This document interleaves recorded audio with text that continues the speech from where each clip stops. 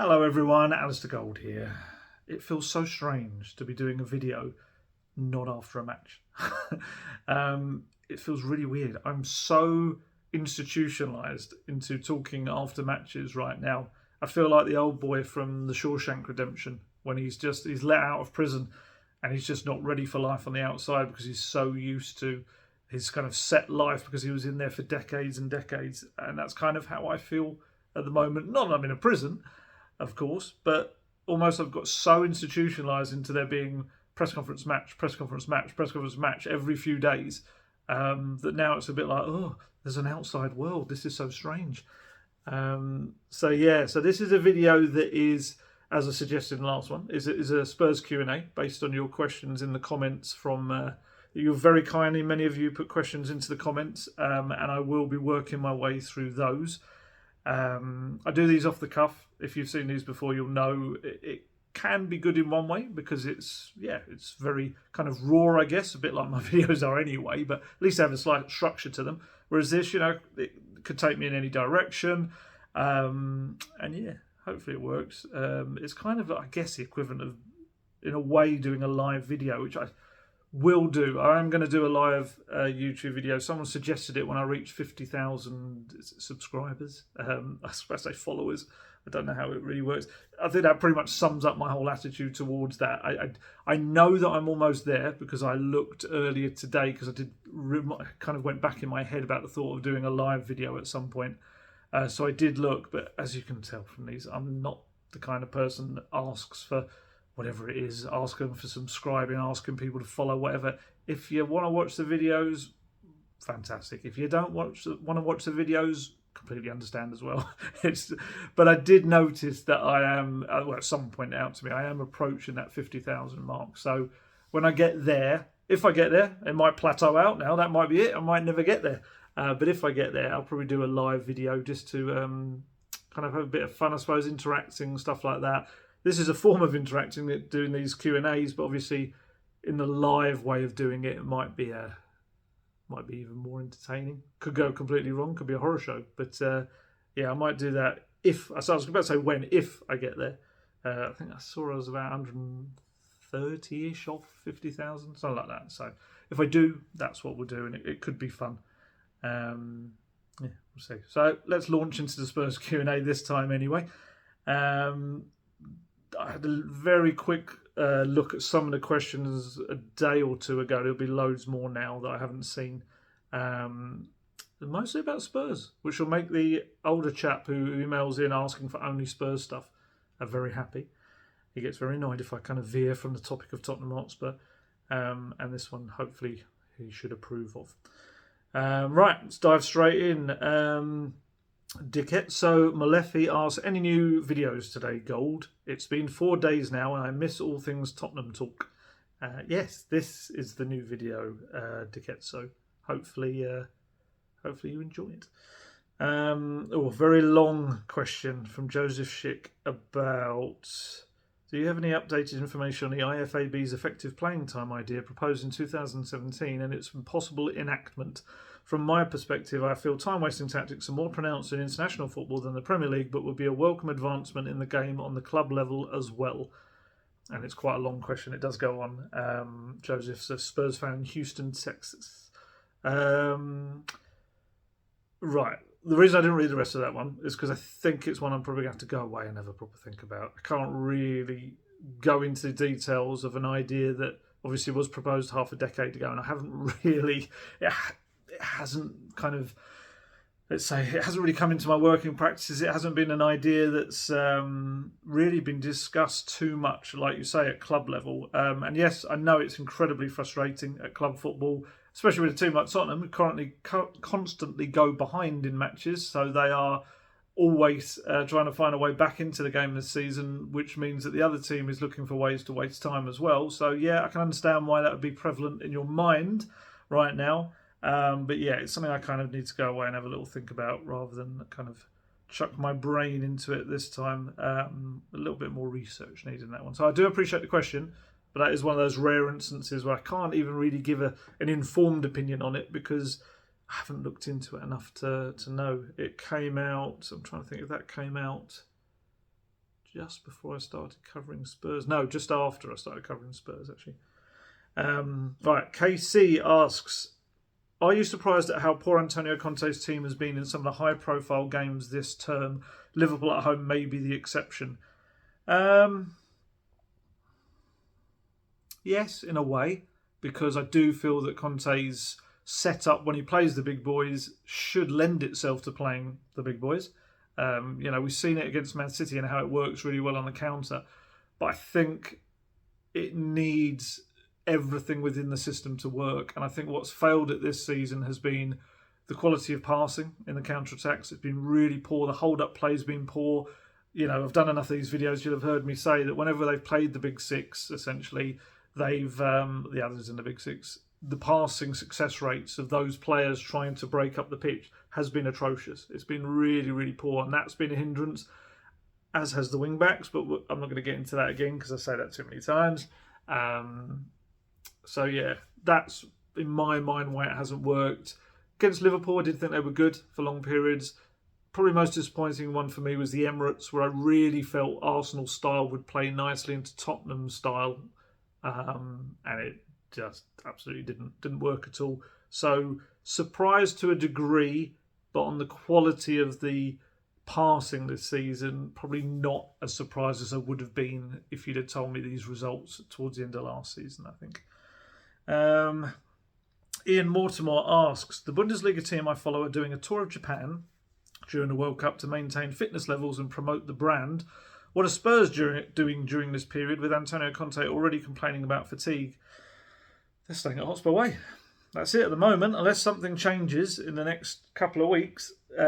Players have been given, the ones who aren't at the World Cup have been given a bit of time off to go and rest, have a bit of a break, a holiday, so that will deal with the fatigue for them.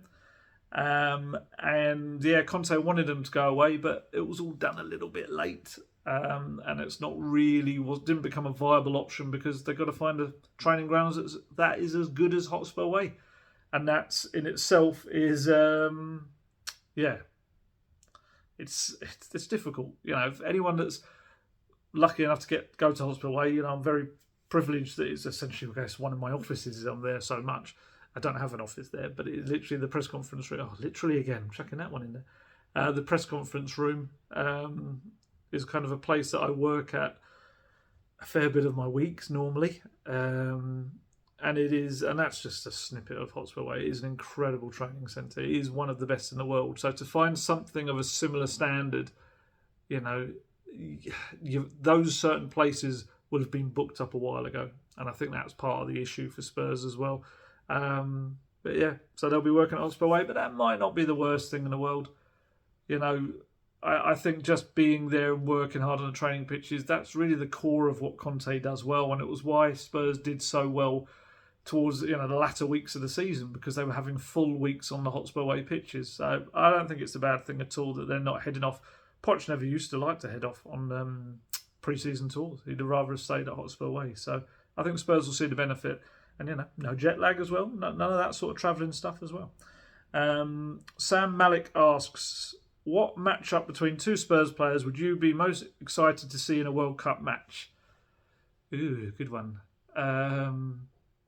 I'd love to see a Harry Kane and Sonny shoot-off, as it were.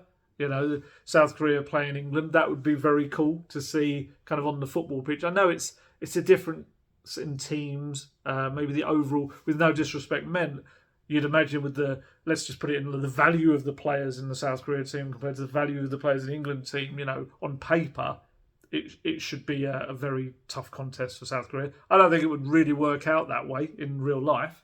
I think it would be probably a much more even contest. But it'd be really interesting to see the two of them kind of going a shoot-up, because we're used to them playing alongside each other and setting each other up all the time. So that would be quite cool.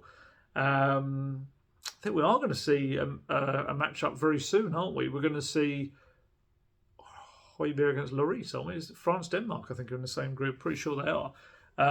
So that'll be good to see. And obviously Christian Eriksen as well, former Spurs player, up against his free kicks against Lloris. And obviously Harry Kane will be up against Ben Davies. That'll be a good match-up as well. And Joe Rodon. Actually, that'll be a good one to see. I'm quite intrigued to see that one. Hadn't even really thought about that. Trying to see how Joe Rodon handles Harry Kane. That'd be very interesting to see who comes out the better of that one. Yeah, I think that'll do. That'll be a good one. I'm happy to see the two that are happening, but I'd love to see a Sonny Kane shoot off, as it were. That'd be excellent. What else we got here? Ian Mortimer again. Another tour kind of question, a slightly different one. With Canada qualifying for the World Cup and co-host for the next one, there's a huge opportunity to grow the sport and brand in North America. Do you think a pre-season tour and a Sonny style signing will go a long way to cementing a brand in Canada as we have in South Korea? Pretty sure Spurs are likely to be heading to America next summer. Whether that means going as far up as Canada, I don't know at this stage. Obviously a different country. I am aware of that. As in signing a player from Canada, I don't know. I don't. It's a difficult one. Did they sign Sonny with the thought of let's sign him because of his popularity in South Korea? I don't think that was the whole idea, because Sonny's just a terrific player, and I think back then he was a very talented young player. I'm sure that would have been a very small percentage of a bonus to do with him. But I don't know whether Spurs would sign a player purely because of his popularity in his homeland, because I guess, Kim Min-jae Spurs have looked at. You'd have thought they would have gone all out to sign him if that was the case, because obviously he's a real growing, talented young player in South Korea as well. So, yeah, I don't know. Going there on tour, maybe. Signing a player from there deliberately, I don't know about that. Ian's asked a lot of questions. I better answer some other ones here. You've got a lot of international questions about playing matches in foreign countries, which is quite interesting. David Elliott asks, "Are you going to be doing any videos about England's games during the World Cup?" I will be keeping it about Spurs, so I will try to do like a little chat about how various Spurs players have played for their countries, as well as all the other stuff that goes on. It won't just be World Cup based, because I think that would be a bit boring. But I will definitely talk about Spurs players and what they've been up to, because Spurs got 11 players. I think I read earlier that they've got more players representing more countries than any other club. I think that was what I read.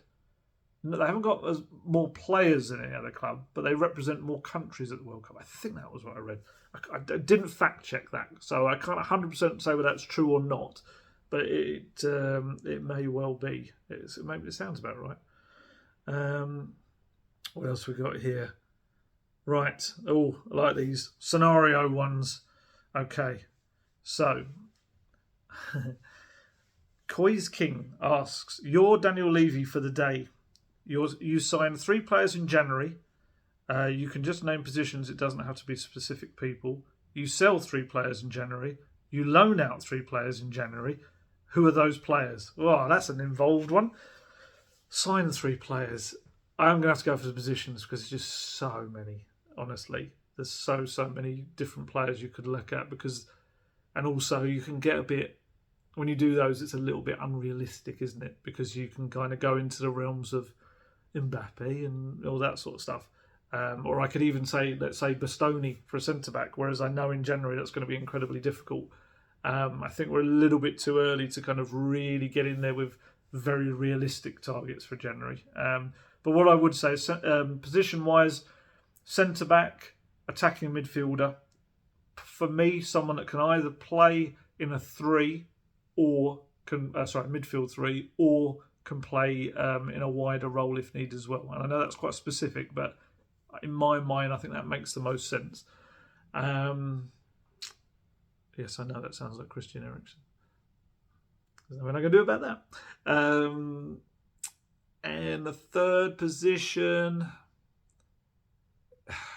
thing is, if you've got Richarlison there, so I think he kind of is the backup striker now as well. So I don't know whether they need a striker as much. I think a lot depends on the right wing back position. If the right wing back position is not going to be sorted in terms of, let's say Jed Spence was to head out on loan, then I think Spurs would have to bring in a new right wing back, because I don't think you can stick with Emerson Doherty, because you're just back at the start where you were towards the end of last season. 3 players to sell. It's got to be the the loan ones for me, really. I think Lo Celso, they'd like to sell in January if they can, which is why he's got this break clause in his loan move to Villarreal. So you'd have to put Lo Celso. I'd probably go for other loan players out there, like the likes of Tongi, which is sad because I did want the best for Tongi, and maybe Sergio Reguilon, because I could say someone like, I don't know, Japhet Tanganga, because I do feel like Japhet needs a fresh start to kind of reinvigorate his career. But of course, there's a part of me that would love him to go away on loan and be absolutely fantastic, and then come back a more developed player. So I'll go with loan players to sell at the moment. Look, I know people are saying, why aren't you saying someone like Emerson Royale or anything? But that's a harsh one. It is a harsh one.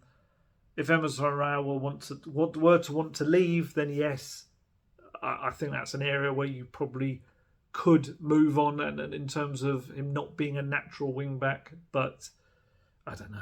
If he didn't look like he was going anywhere in the summer, I'd be surprised if he was going anywhere in January. You'd expect it to be next summer when Spurs reevaluate that. But I guess a lot depends on the fallout, I suppose, from the cheers as he went off, and then whether that kind of leads to anything more, I don't know.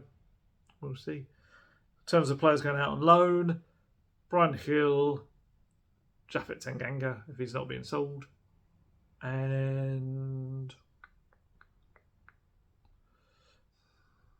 if he's not going to play, then Jed Spence, definitely, because he needs to develop and not stall right now in his development. That's a tough one. I'd probably only loan those two out myself. I was trying to think of anyone in the under-21s. Alfie Devine. Yeah, there's the third one. Alfie Devine needs a loan for the rest of this season, definitely. Niall John needs a loan as well, but I think with his contract, it's in its last, whatever it is, 7-8 months. I don't think you'd loan him out because they haven't got an option to extend it either. So I don't think that would be a good idea, probably. But we'll see. Right, next one. I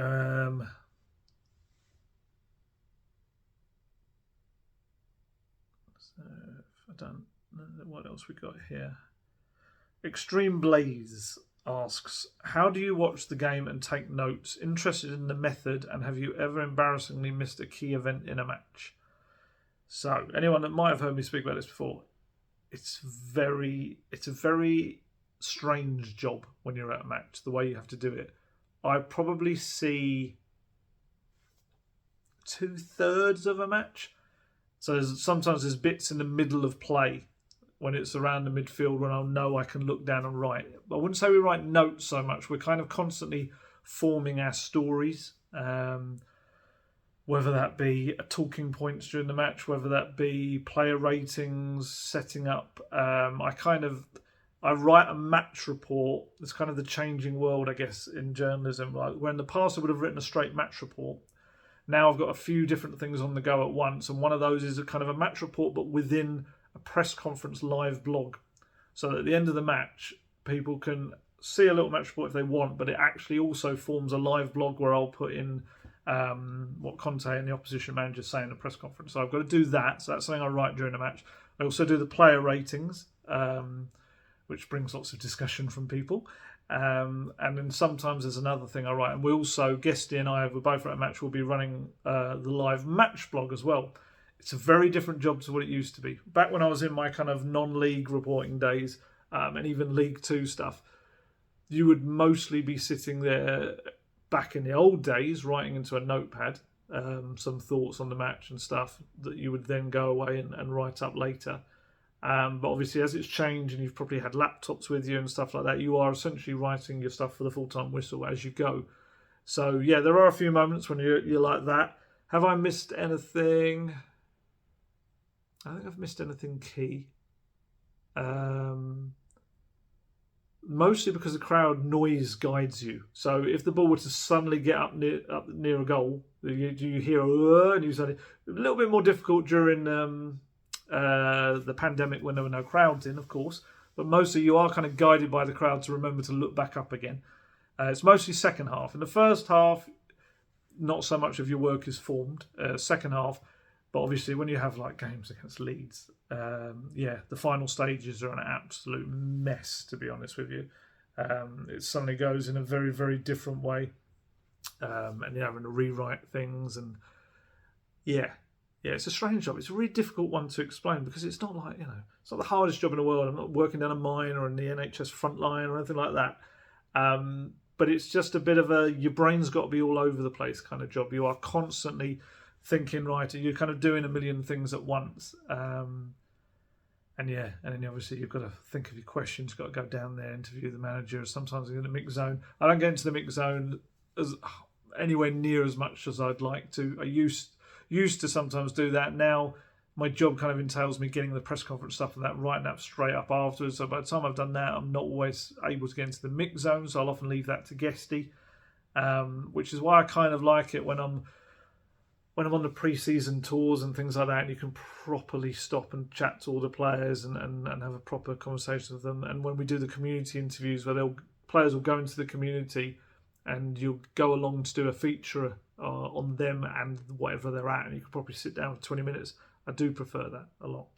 So hopefully I've kind of answered your question within all of that. I don't know the answer to this. Someone's asked me this before. David Grove asks, Rodrigo Benzica, do you know the reason behind Rodrigo's nickname Lolo? I've got a feeling, and this could be completely wrong, so please take it with a pinch of salt if it's wrong. If it's right, then it's great. His nickname's Lolo. I feel that maybe a family member used to call him that or something. Maybe a young family member I can't remember exactly. It was someone like, or a sibling, I can't remember. And that was what he was called, and it kind of stuck. But I could be completely wrong, so please don't, not that you're going to, anything I say, go out and tell your mates this is what the actual, I was going to say, this is the reason, because it's Bentancur. If I could look up while I'm doing this, I really would. Let's see. Bentancur. I know this is kind of cheating, but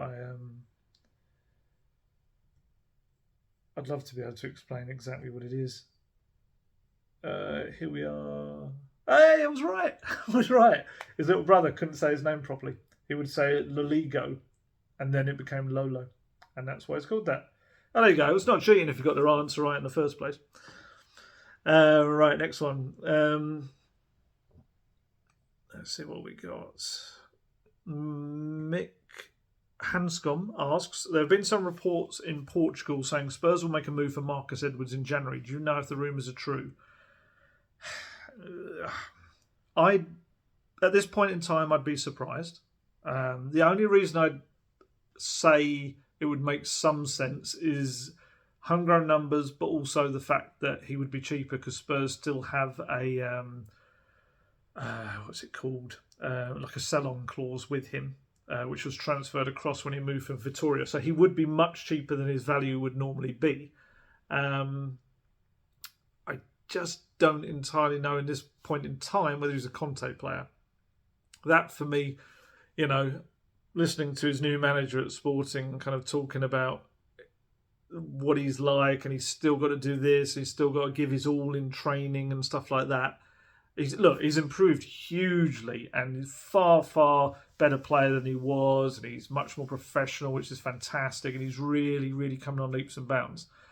But even his manager then, was it Ruben Amorim, was saying that, he needs to treat training sessions like their matches, essentially. And if you can't do that at Sporting, under Conte is not going to accept that. So I don't know whether it feels like the right move, unless it's someone in a really ruthless way, they sign him to be able to then sell on for the full amount, which I don't know if Tottenham are that kind of club. I don't know whether you see that a lot in Premier League football. I wouldn't rule it out because of the reasons I said, but it kind of feels slightly more unlikely to me than some of the other potentials out there. What else we got? B. O'Sullivan asks, what's the latest with the Google Stadium naming rights talks? Do we know? It seems to have gone quiet. Yeah, I kind of said that at the time. It was one of those, when the Google stuff came out again, that Spurs were saying there was nothing imminent at that point. What was that, a few weeks back now? And that from what I understood, Google were one of a number of companies they'd spoken to. It makes you wonder whether it was kind of a bit of a smoke screen that they were happy with. I don't know, to talk to someone else. That's just me guessing. That's not me saying anything of any informed nature whatsoever. But yeah, it's something they are taking their time over. I reckon it'll be one of those where it will be probably someone we don't expect, and it will just suddenly happen. No, my luck, I'll turn off this video and it will have happened. But yeah, I just think it might be something that will come out of the blue a little bit more, rather than the usual obvious subjects, as it were, suspects. Juan Hernandez asks, is Tottenham coming to the US next summer? Has anything been announced? Nothing announced, but the thinking was, certainly while we're in South Korea, that the plan was maybe to go back to the US next summer. Ian Loden asks, do you find it easier to remain as impartial as possible when covering Spurs, since you no longer really consider yourself a Spurs fan? Or do you get just as frustrated and excited in equal measure like the rest of us do when covering this crazy club? I'm sure I'm still a Spurs fan deep down. Of course I am. I don't think you can ever shake being a Spurs fan. I'd hope that I'd just try and be professional and just try and do my job. And, even when I was, like I say, covering teams in non-league or League Two, you get a little bit of an affiliation with them because you covered them and you'd want the best for them.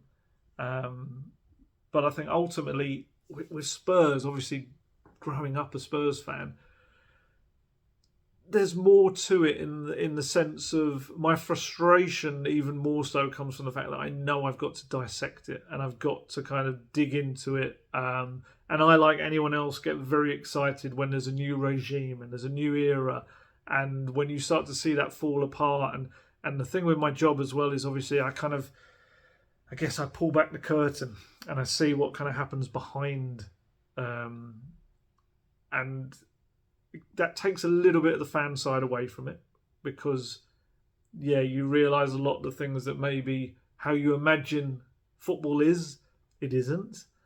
But then also the flip side is you see a lot of things that make a lot of the extremes sound a bit silly when you see the context behind stuff. I'm talking about my own extremes there. But yeah, it's easy to remain impartial. I'm trying to think of any big moments. I've told this story before, but I remember my first ever game was Spurs Everton at Goodison Park. Barkley and Lamella scored. And I thought to myself, watch Spurs score. Am I going to like a really kind of thing? Like fist pump, because some club journalists that cover clubs are really, really not impartial. They're not at all. I've seen, I'm not going to name them, that various clubs out there, the reporters go mad when in the press box when stuff happens, like as in like celebrating and stuff like that. The Spurs crowd just aren't like that. We'll kind of like, ooh, like that was a nice goal and stuff like that. But I guess we've got to do our job, and hopefully, maybe that makes us okay at what we do, because we try and look at it from an objective view rather than a fan view. Because, look, how do I put this? One thing that occasionally crops up is I'll have someone on Twitter go, oh, you need to ask the really tough questions in the press conferences.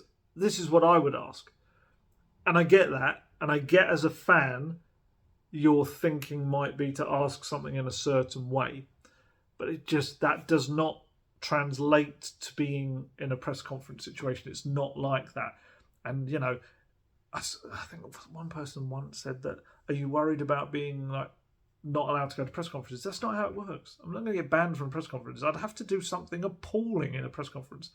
I was going to say something awful. I would have to do something hideous in a press conference, I think, to be banned from a future press conference. That's not how it works. Asking difficult questions is not the case. I mean, I pretty much always try to ask what's on fans' minds. That's my kind of remit. That's what I try and do. So, like, Forest game, let's use that as an example, I guess. Everyone else was feeding into this tired narrative, and I was like, well, I'm not having that as an excuse for losing this match tonight. And I kind of asked a question. I said, how do you fix this and the form? And, your form's so bad. And I was like reading out loads of stats. So, no, I was not going easy on him. I don't think any manager has ever felt that I've gone easy on them. I mean, God, Nuno's whole shtick with me, wasn't it? Was that, Alistair, you cannot ask me this and stuff like this, and he just used my name like he was a teacher telling off a naughty pupil, which was weird. But yeah, I can't sit in a press conference and go like some of the questions that people have asked me. Why do you keep playing Emerson? He's rubbish. I can't go in a press conference and say that. That's just not something I could do, or any journalist would do. So what I have to do is I have to ask that in a slightly different way. So I've asked questions about Emerson, like, can you work with him on his attacking side of his game? Can you do this? Can you do that? Or I'll ask about a question about Jed Spence. Is it time for Jed Spence to have a chance? Or a Matt Doherty question. Does Matt Doherty give you something more as a natural wingback? That's the way. It's the same question, but just said in a way that will get an answer. Whereas if you were to go in there in an aggressive stance, a lot of these managers are shut down and they won't give you an answer. We sometimes say this as journalists. It would be quite interesting just to let a fan into a press conference to see what their behaviour would be like. Would they do the same? Would they, the bravado they have on Twitter about what they would say and what they would ask, would they do that in a press conference setting? Or would they find that they couldn't do it? It'd be really interesting. They may well do it. They may well still ask exactly what they want to ask in the kind of aggressive manner that they've put it on Twitter. But the answer they get might not be the one they're looking for. Whereas my aim with my questions always is to get something out of Conte that he doesn't get from the national journalists. Something a bit different, something that's more personal for Spurs fans, something that's more interesting to them. I hope I do that. And like I say, it's only the odd person will say stuff like that. And I'll be honest, it's kind of, I don't really pay much attention to it because, other than using it for the purpose of this, because it fits nicely into this. But I don't pay too much attention to it because I do know, I've been doing this long enough now to know how you play this game in a way and get what you need out of managers and what not me, what the reader wants, what the fans want to hear. Because look, let's be honest, if I say, why are you playing Emerson? He's rubbish. He's not going to go, oh, you're right, he is. And he's probably not even going to go like, no, he's great. It would just be a really awkward moment where he would just glare and you'd move on. You don't get any answer to that sort of stuff. And to be honest, it's not a constructive question either. But I appreciate the frustration. Of course I do. 100% I understand why people get frustrated.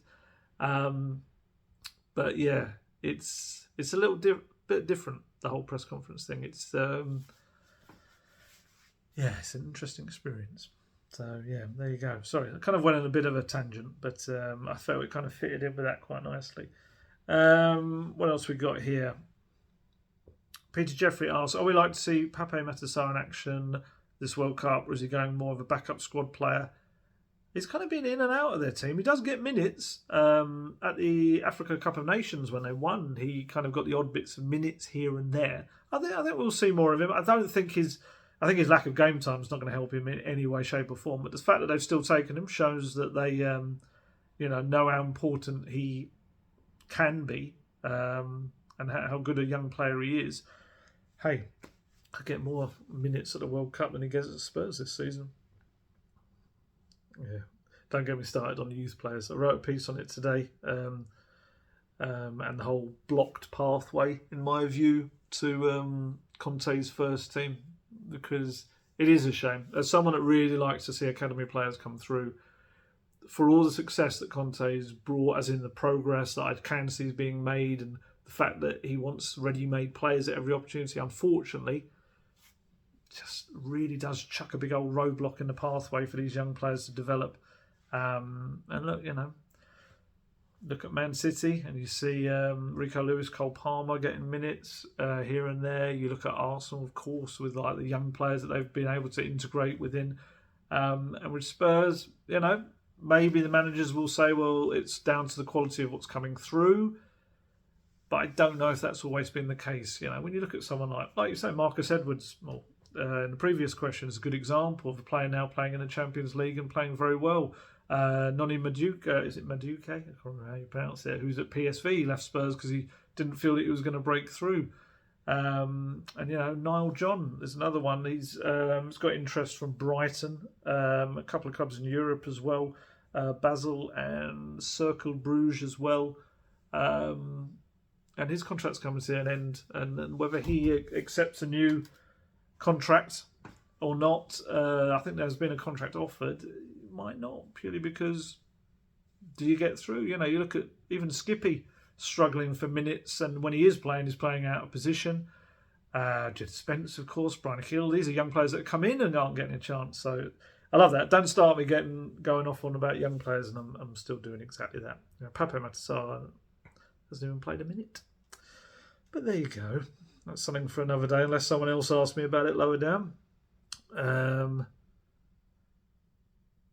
Tapas V Music asks, how do you think certain players would have fared under Antonio, considering his requirements and discipline needed in midfield wing-backs? Please assume he would have stuck with each of these players and given them time to adjust to his system and not lost patience. You'll understand why this caveat. Danny Rose, Danny Rose, Moussa Dembele, Victor Wanyama, Serge Aurier and Moussa Sissoko. I'd have whacked Kieran Trippier in there, because I think Kieran Trippier would have been fantastic in a Conte system. Danny Rose is a difficult one. I thought Danny Rose was fantastic, and when he was before the knee injury was superb. Was he a wing back though? I don't know what he's about. I don't know attacking wise whether he offered enough to be a wing back.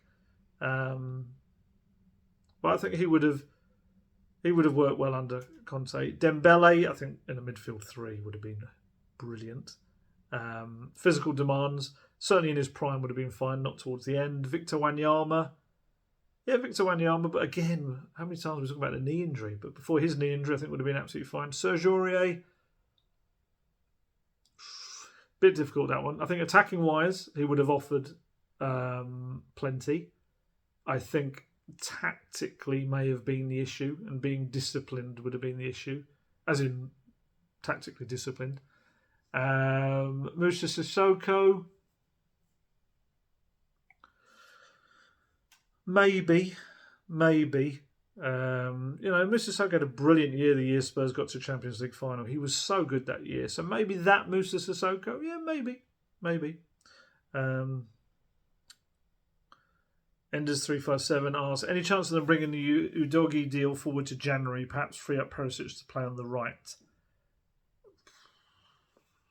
Can maybe look at it, but I'm guessing the original deal was done with the whole idea that he would stay another season at Udinese. So unless Udinese have issues like financially, I can't understand why they would agree to that. Peter Clark asks, are there plans to appoint a new fitness coach? Surely this is fairly important. If any of you saw the pre-match press conference, I did ask Antonio kind of along those lines. It was a question I've wanted to ask for a few weeks. I just didn't feel the time was right. So obviously, Gianpiero was such a huge kind of part of club life. So to then kind of ask, I guess, how do you replace him? It just felt like the wrong time. So I thought, I'm going to wait until the last presser before the last match before the break. And I did. So it was almost like a month and a half after. And to be fair, it was a really good answer from Antonio. He just essentially said, I don't think people realise how much emotionally kind of losing Gianpiero has taken out of this team, of the club as a whole, really. And he said that, a lot of the things on the training pitches they've been able to kind of replicate, but they can't replicate the personal touch he had with the players. They adored him. They haven't been able to fill that gap. It was a good, really good details on it, and he kind of started to choke up at one point. I was thinking, oh, please don't make Antonio Conte cry. I really didn't want to be the guy that did that.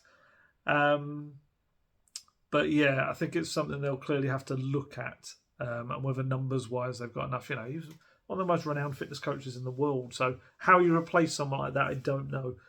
But yeah, it does sound like something that obviously down the line they're going to have to look into. What else we got here? Sui asks, out of 10, how would you rate Daniel Levy's tenure as chairman? Under him, the club has grown and improved, especially infrastructure-wise. However, based off how the Poch era ended in the miserable 2.5 seasons after, do you think his time as chairman will be remembered more for what he didn't achieve than what he did? Oh, numbers-wise, that's a tough one. I would say 7. That's what I think I'd go for. Because I think in terms of his legacy, I think what he'll be remembered for, I think what he'll want to be remembered for is probably the best way to put it, is the stadium and the training ground. There is no denying that off the pitch, Tottenham Hotspur are a far, far, far bigger entity than they ever were beforehand in terms of, I guess, global name and all of that. Of course, you can Bill Nick's side, Arthur Rowe's side, Bill Nick's double winning team, of course, being the first team to win a first British team to win a European trophy as well. They were a big team in that respect, but in terms of being a global name, a brand, to have this incredible stadium and training ground, yes, I think that's all been very impressive. Look, when you want to bring a player to potentially sign for you, all they have to do is visit one of those two places, and it's like there's not much more to it if you can get them there. On the pitch, yeah, I think there's been a lot of missteps. I do. I'll always say I think Pochettino was I don't want to say a happy fluke, but it kind of was. In terms of, we know Louis van Gaal was the manager that he originally wanted. That didn't happen, so they went for Poch, and Poch ended up being the best fit for everything they were doing at the time, with the lack of finances because they were building that stadium. He really squeezed it. They were a lemon and they were trying to get lemon juice out of it. Poch, I'm using lemons deliberately for anyone that knows Poch. He squeezed as much out of that Tottenham Hotspur shaped lemon as you really, really could. So I do think that success has been a lot, really was down to Poch and what he did with the club. So yeah, it's difficult ones. I'd say off the pitch, probably an 8 or a 9. On the pitch, probably a 5. So that's why I'm going to give him an average of about a 7. Because I do think there's been a lot of missteps. There's been a lot of decisions over managers that have been poor. A lot of decisions over transfers that have been poor. Maybe not pushing that a little bit more for a better, bigger player. A lot of gambles, lower risk gambles taken on young players that haven't worked. But, I guess in the long run, maybe in, I don't know, let's say 10 years' time, we'll look back and say, well, the foundations of the club were built so steadily and gradually that they were the most stable, big team, then ready to push on in time, because they're going to be so volatile, and that stadium is going to be a money maker. Well, it is already starting to be a money maker. So maybe in time it will be viewed differently. But right now I'm going for a 7 overall because of those reasons. But trophies. Talk about trophies. You have to give them 1, I guess, for the one trophy they had during that time. So depends what you judge it on. If you judge it on trophies, which understandably a lot of people would, then yeah, it'd be a 1. But if you're judging it on the overall, I'm going to go for 7. I think 6.5 to 7. Yeah. Luis Rayado 88 asks, how far realistically do you think Tottenham will make it in the Champions League as of now? Definitely last 16.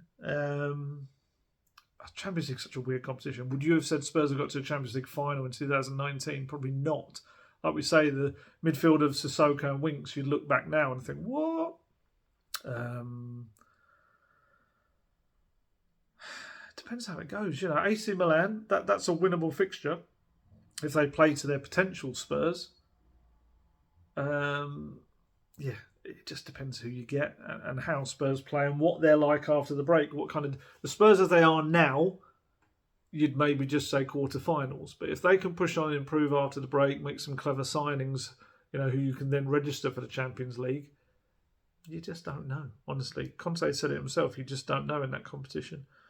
Go Vittoria Haas. Have you ever read A Season with Verona by Tim Parks? I have. Yeah, it was really, really good. Really enjoyed that. What was the other one that was really, really good as well? That's another Italian football one that was excellent. Oh my goodness, it's got my head, and you're all going to tell me in the comments about an Italian team that absolutely imploded. I can't remember, but it was really good as well. Dexter Sykes asks, with Spence getting little to no game time, do you see him possibly going out on loan? And if so, do you think Conte might ask for another right wing back in his place in January, or even look to move Evanson on, as there have been links for him going to Serie A? Right, so there's a few questions in one there.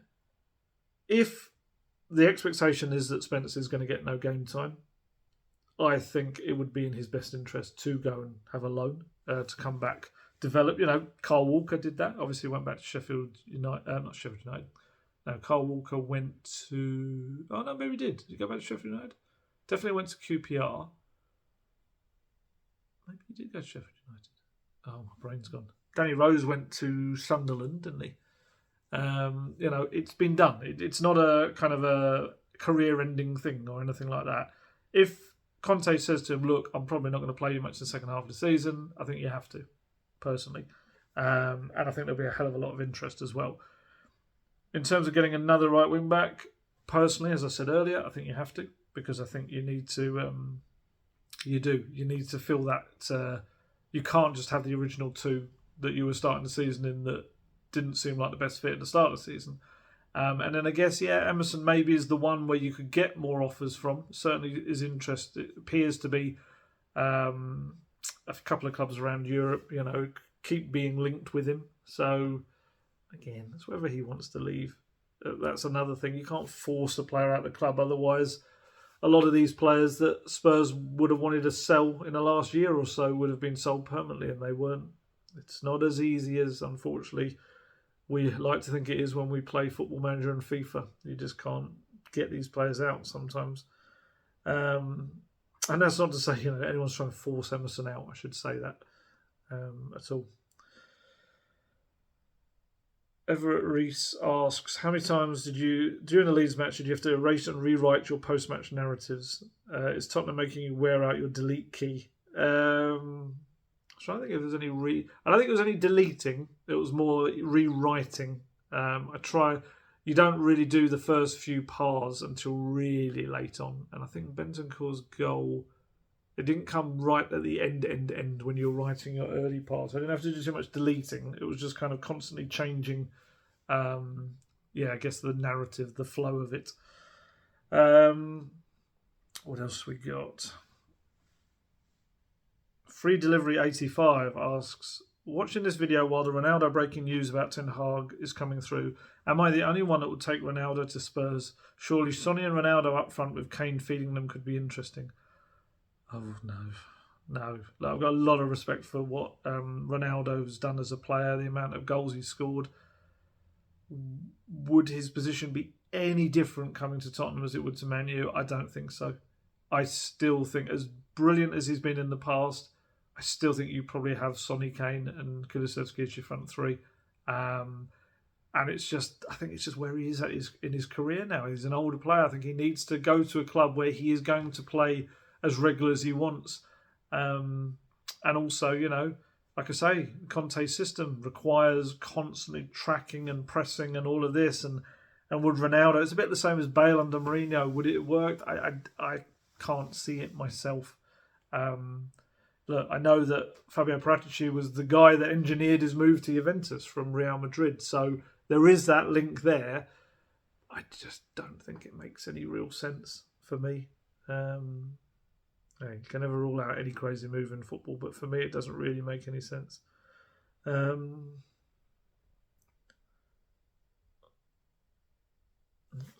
not a question.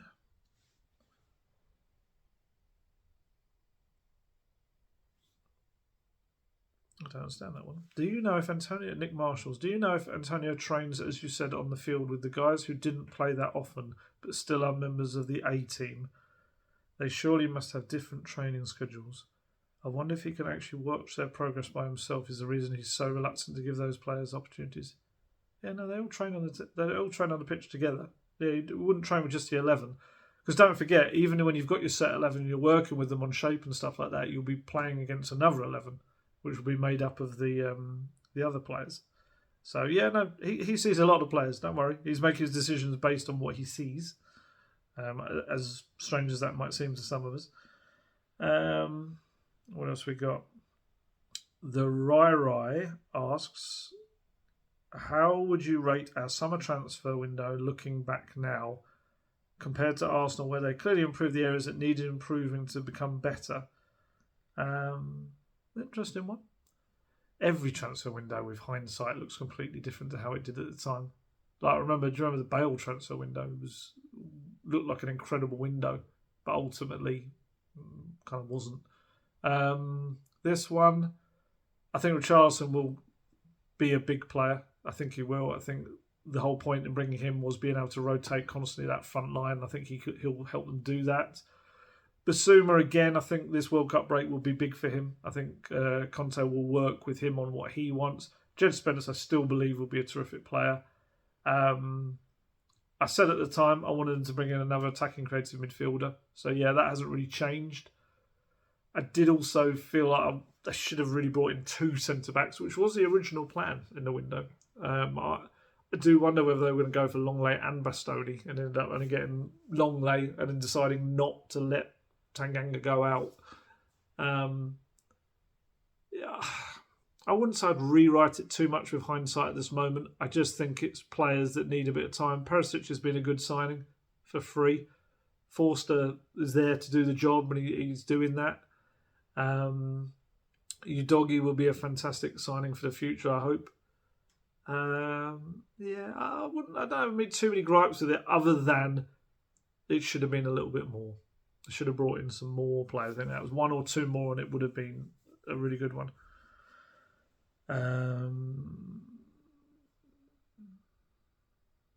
Simon Scott says, is it true Spurs are playing 3 behind closed doors friendlies in this break? If so, do you know against who? I don't know yet. But yes, it does seem to be the case that they are going to play a few behind closed doors friendlies. I'm surprised they're not opening it up. I don't know whether there's some kind of regulation they can't, but I'm pretty sure Newcastle and Palace, I think, have got a couple of friendlies where you're allowed to go and watch.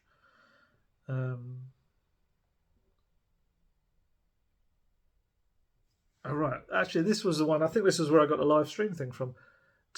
Tottenham Till I Die Forever asking, you must have a live stream for your 50k subs. It will be on its way quite soon. That was it. Yeah, thank you. You were the one that made me think about that. And actually check how many I was on. What will your days look like now that the season is on the break for the time being? At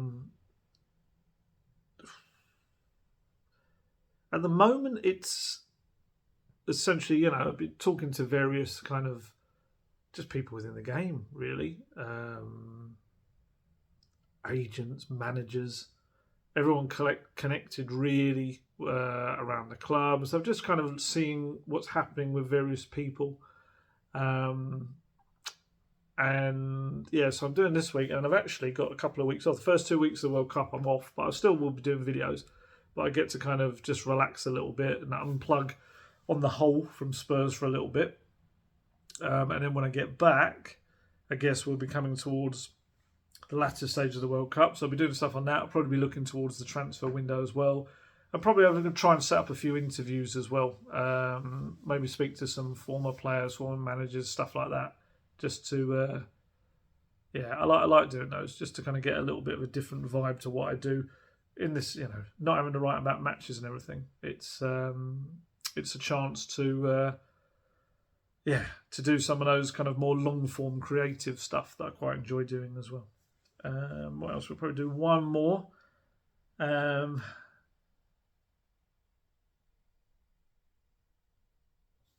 What else we got here? Right, this seems a nice one to finish on. I will do another Q&A. I'll try and take any I haven't done in here, and also if you want to put new questions in, I'll try and do another one of those. Erica Green asks, having covered him for the past year, what do you think are Conte's strongest attributes as a coach? I do think the way he drills into players this mentality. His mantra, as he said the other day, is never give up, and we're seeing that with Tottenham. I think this kind of, certainly the second half of last season, you could see the way he's been improving players. Kulusevski and Bentancur have come in and are better versions than they were at Juventus. I think it's probably fair to say. Højbjerg, I think, is improving a lot now. who else have we got there? I think Eric Dyer. I know he's getting a lot of flack recently, but I think the Eric Dyer of the last season and up until pretty much he got the England recall was an improved version of Eric Dyer for me. I think Ben Davies in the back three has been very, very good, improved as well. I think that's what he does. I do think he's very good at improving players and tactically as well, working with them. I think that's the main thing I'd say with him. I think his ability to work with players. You know, he's got some stubborn sides. I think we've seen that as well in the past year. Definitely some of the ways he is with his decisions, his selections, maybe not giving some players a chance. But yeah, on the whole, I do feel like he improves players, and that's the best attribute of a coach, I think. So there you go. Right, I'm going to have to head off there because unfortunately I've got other stuff I kind of need to go and do. But like I say, please do put questions into the comments underneath, and I'll answer as many as I can next time. As I've said, do feel free to give us a mix. Doesn't have to just be about Spurs. If you want to kind of, I like movies and stuff like that, or if you want to combine the two, please do. Yeah, so there you go. I'm trying to think of maybe do one at the weekend, see how we're going, or I might leave it till after the England game, and then maybe we can kind of talk about what Kane and Dyer got up to in that game as well, and start the World Cup. We'll see how we're at. So yeah, going to head off now. A little bit less than normal. Sorry about that, or you're welcome to those who don't want longer videos. But I'm going to head off now. As always, stay healthy, stay safe, look after yourselves. I shall catch you later. Goodbye.